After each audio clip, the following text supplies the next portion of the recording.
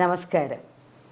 നമ്മുടെ ഭരണഘടന നമുക്ക് നൽകിയ പ്രാഥമികമായ അവകാശങ്ങളിൽ ഫണ്ടമെൻ്റൽ റൈറ്റ്സും ഡയറക്റ്റീവ് പ്രിൻസിപ്പിൾസും ഉൾപ്പെടെ ഉള്ള അവകാശങ്ങളിൽ ഏറ്റവും പ്രാധാന്യമർഹിക്കുന്ന ഒരവകാശമാണ് യുവജനങ്ങളെ സംബന്ധിച്ച് സുതാര്യമായ സുശക്തമായ വിദ്യാഭ്യാസ സമ്പ്രദായവും പരീക്ഷാ സമ്പ്രദായവും.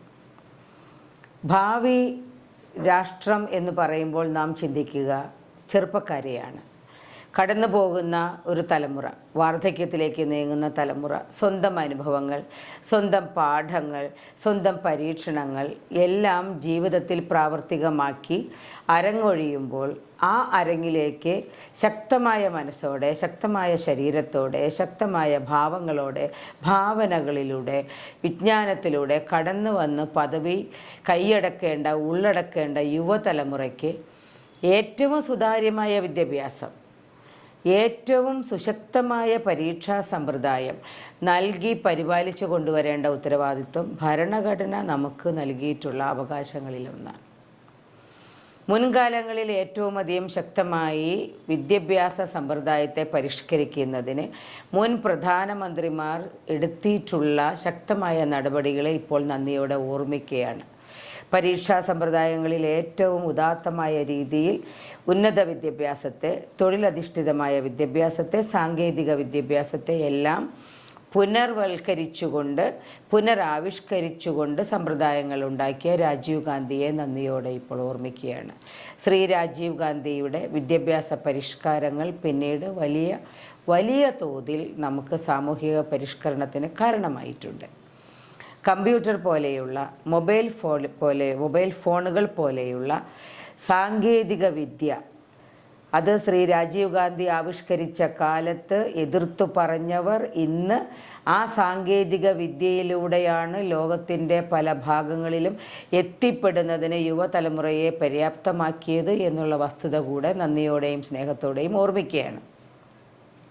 അങ്ങനെയിരിക്കെ ഉന്നത വിദ്യാഭ്യാസ ശ്രേണിയിലേക്ക് 10ാം ക്ലാസ് കഴിഞ്ഞു, +1 കഴിഞ്ഞു, +2 കഴിഞ്ഞ് എന്തൊരു മാനസിക വൈകാരിക സംഘർഷത്തിലൂടെയാണ് മാതാപിതാക്കളും ഈ കൗമാരം കടന്നിട്ടില്ലാത്ത കുഞ്ഞുങ്ങളും കടന്നു പോകുന്നത്.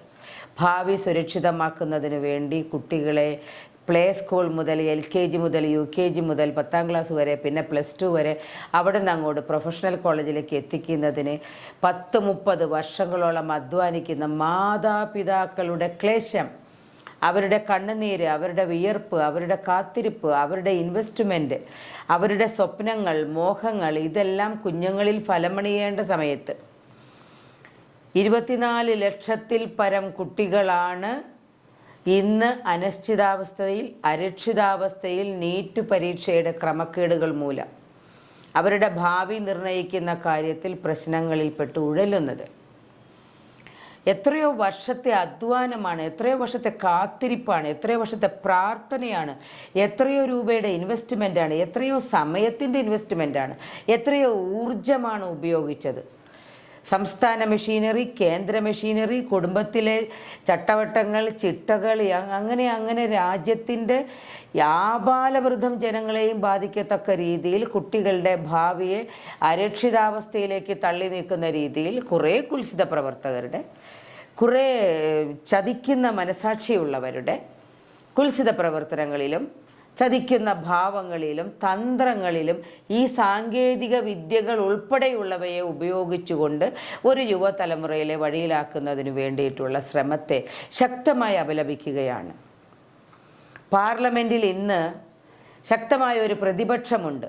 ഇന്ത്യ ബ്ലോക്കിൻ്റെ ശക്തമായ പ്രതിപക്ഷമുണ്ട്. മുൻകാലങ്ങളിൽ അവർക്ക് ഉറക്കപ്പറയാൻ കഴിയില്ലായിരുന്നു. ഉറക്കപ്പറയുന്നവരെ സസ്പെൻഡ് ചെയ്തും സഭയിൽ നിന്ന് പുറത്താക്കിയും അങ്ങനെ എന്തെല്ലാം തരത്തിൽ അഭിപ്രായ സ്വാതന്ത്ര്യത്തെ വളച്ചൊടിക്കാനും അടിച്ചമർത്താനും കഴിയുമോ, എന്തെല്ലാം രീതിയിൽ ഭരണഘടന നൽകിയ സംസാര സ്വാതന്ത്ര്യത്തെ തകർക്കാൻ കഴിയുമോ, ഉറക്കപ്പറയാതിരിക്കാൻ എന്തെല്ലാം ചെയ്യാവോ, അങ്ങനെയെല്ലാം ചെയ്തുകൊണ്ട് ഒരു പ്രതിപക്ഷത്തെ അടിച്ചമർത്തിയതിൻ്റെ കൂടെ പരിണിത ഫലമാണ് ഇന്ന് ശക്തമായ ഒരു പ്രതിപക്ഷം ജനം തെരഞ്ഞെടുത്ത് പാർലമെൻറ്റിലേക്ക് അയച്ചു എന്നുള്ളത്.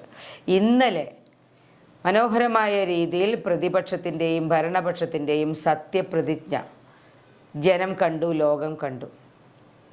ഭരണഘടന വാഗ്ദാനം ചെയ്യുന്ന എല്ലാ അവകാശങ്ങളും പാലിക്കുന്നതിന് ഫേവറോ ഫിയറോ ഇല്ലാതെ, ഭയമോ സ്വജന പക്ഷാഭേദമോ ഇല്ലാതെ പ്രവർത്തിക്കുമെന്ന് വാഗ്ദാനം ചെയ്ത വ്യക്തികൾ സ്വന്തം വാഗ്ദാനത്തിൽ അടിയുറച്ച് നിൽക്കുകയാണെങ്കിൽ ഈ നീറ്റ് പ്രശ്നത്തിൽ, ഈ നിയമധംസന പ്രശ്നത്തിൽ ശിശുക്കളുടെ ഭാവി അരക്ഷിതവും അവരുടെ ഭാവിക്ക് ആശങ്കാകുലമായ രീതിയിൽ വൈകാരിക സമ്മർദ്ദത്തിലേക്ക് അവരെ തള്ളിവിടുകയും ചെയ്ത സാഹചര്യം ആത്മഹത്യകളിലേക്കും കൊലപാതകങ്ങളിലേക്കും മയക്കുമരുന്നിലേക്കും നിരാശയിലേക്കും ഒക്കെ ശിശുക്കൾ വഴിമാറി പോകാതിരിക്കുന്നതിനു വേണ്ടി നാളത്തെ ഭാരതത്തിൻ്റെ, നാളത്തെ രാജ്യത്തിൻ്റെ സർവതോമുഖമായ കെട്ടുറപ്പിനും ഐശ്വര്യത്തിനും പുരോഗതിക്കും നല്ല ഒരു തലമുറയെ വാർത്തെടുക്കുന്നതിന് വേണ്ടി ഈ യുവജന വിഭാഗത്തിൻ്റെ ചിന്തകൾ, വികാരങ്ങൾ, ഭാവനകൾ, അവരുടെ കഴിവുകൾ, അവർക്ക് പ്രവർത്തിക്കാനുള്ള അവസരങ്ങൾ എന്നിങ്ങനെ രാജ്യത്തിൻ്റെ സർവതോമുഖമായ മേഖലകൾ, കാർഷികം, വ്യവസായം, മെഡിസിൻ, വൈദ്യപഠനം, എൻജിനീയറിംഗ്, ആണവ പരീക്ഷണങ്ങൾ, അങ്ങനെയുള്ള എല്ലാ പരീക്ഷണങ്ങൾക്കും ആവശ്യമായിട്ടുള്ള വിദ്യ നൽകി ശിശുക്കളെ പരിപാലിച്ചു കൊണ്ടുവരുന്നതിന് അവരെ അവരുടേതായ ഇഷ്ടങ്ങളിലേക്ക് കയറ്റിവിടുന്നതിന് വേണ്ടിയുള്ള പ്രവേശന പരീക്ഷകളിലെ ഇത്തരം കുതന്ത്രങ്ങളും ക്രിമിനൽ നടപടികളും, ഇതിനെ ക്രിമിനൽ നടപടികൾ എന്ന് തന്നെയാണ് വിവക്ഷിക്കേണ്ടത്, ഇത്തരം ക്രിമിനൽ നടപടികളും ഇല്ലായ്മ ചെയ്യുന്നതിന് പ്രതിപക്ഷത്തിൻ്റെ ശക്തമായ സമരമുറകളിൽ പിന്തുണ പ്രഖ്യാപിക്കുകയും പ്രധാനമന്ത്രി ഇത്തരം വിഷയങ്ങളിൽ ശക്തമായ ഒരു തീരുമാനമെടുത്തുകൊണ്ട്, ഉചിതമായ തീരുമാനമെടുത്തുകൊണ്ട് കുറ്റവാളികളെ കണ്ടുപിടിച്ച് ശിക്ഷിക്കുന്നതിനും ജനങ്ങളോട് നൽകിയ വാഗ്ദാനം, മൻ കി ബാത്ത് എന്ന വാക്കിന് യഥാർത്ഥത്തിലെ അർത്ഥം മനസ്സിലാക്കി ഉൾക്കൊണ്ടിട്ടുണ്ടെങ്കിൽ രാജ്യത്തിൻ്റെ പ്രധാനമന്ത്രി ജനങ്ങളുടെ മനസ്സിലെ വികാരങ്ങളും വിക്ഷോഭങ്ങളും മനസ്സിലാക്കിക്കൊണ്ട് പ്രവർത്തിക്കണമെന്ന് പ്രധാനമന്ത്രിയോട് അഭ്യർത്ഥിക്കുന്നു.